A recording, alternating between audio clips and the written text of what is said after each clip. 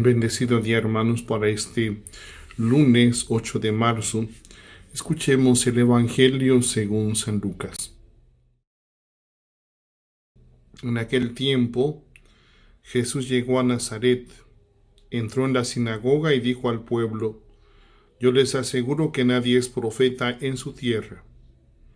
Había ciertamente en Israel muchas viudas en los tiempos de Elías, cuando faltó la lluvia durante 3 años y medio, y hubo un hambre terrible en todo el país. Sin embargo, a ninguna de ellas fue enviado Elías, sino a una viuda que vivía en Sarepta, ciudad de Sidón. Había muchos leprosos en Israel en tiempos del profeta Eliseo. Sin embargo, ninguno de ellos fue curado sino Naamán, que era de Siria. Al oír esto, todos los que estaban en la sinagoga se llenaron de ira, y levantándose, lo sacaron de la ciudad y lo llevaron hasta un precipicio de la montaña, sobre la que estaba construida la ciudad, para despeñarlo. Pero él, pasando por en medio de ellos, se alejó de allí. Palabra del Señor. Gloria a ti, Señor Jesús.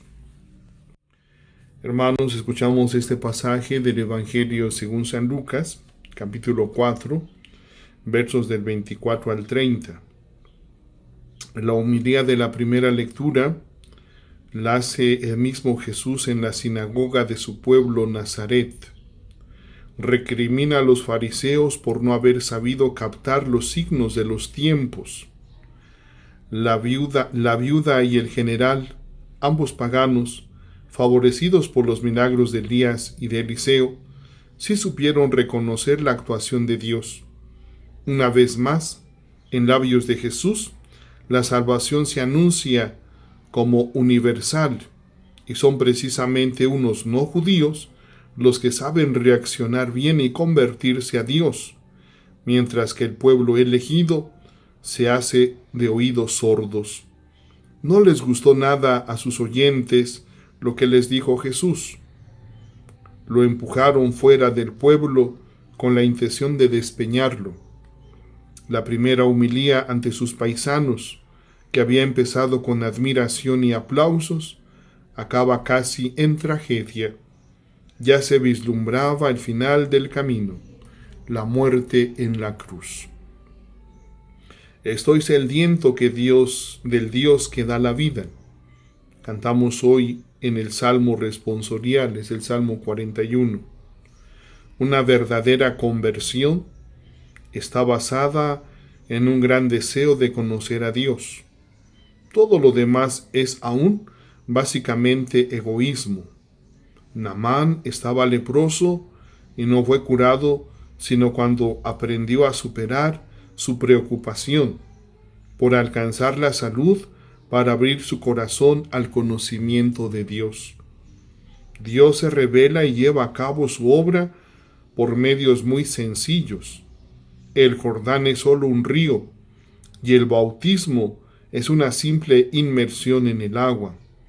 Pero la simplicidad del simbolismo es una invitación a la fe, ya que sin la fe no servirá para nada. No se da el bautismo para que la persona bautizada pueda recibir gracias que le serán útiles.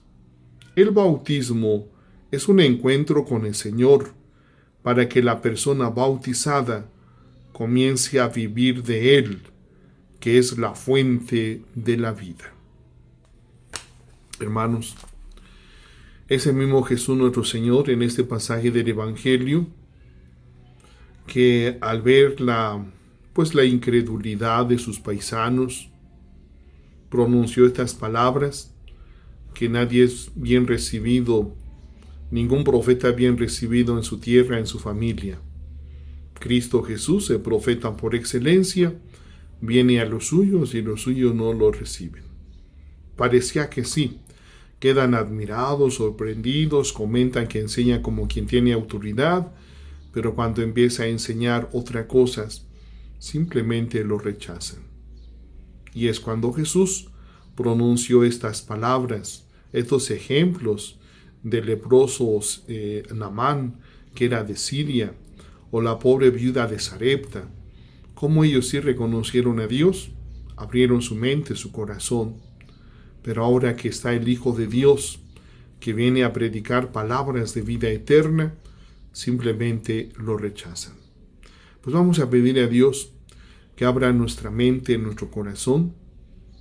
Cristo Jesús, que es ahora el nuevo mediador, como escuchábamos ayer en el pasaje del Evangelio, Él es el nuevo templo, el nuevo santuario que nos va a relacionar con Dios nuestro Padre. No habrá otra manera para llegar a Dios, sino solamente a través de Cristo Jesús.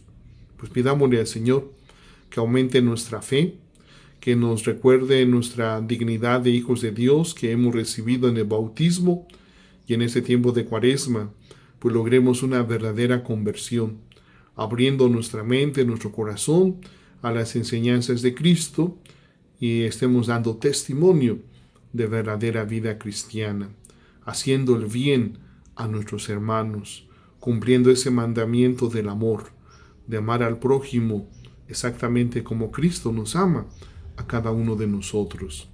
Tenemos que pedirle, pues, nos ayude a quitar la soberbia, el egoísmo que hay en nosotros, y nos esforcemos en vivir ese mandamiento del amor. Pues pidámosle al Señor nos ayude a lograr una verdadera conversión. Bendecido día, hermanos.